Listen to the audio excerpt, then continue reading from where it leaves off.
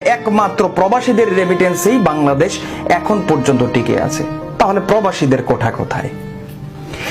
এই কোঠা, সেই কোঠা, উপজাতি কোঠা, নারী কোঠা, বন্ধু কোঠা, বাই কোঠা, খালাত কোঠা, মামা কোঠা, আত্মীয় কোঠা, স্বজন কোঠা, সব কোঠা আছে। প্রবাসীদের কোঠা কই? আমি একজন প্রবাসী হিসাবে জানতে চাই আমার কোঠা কোথায়।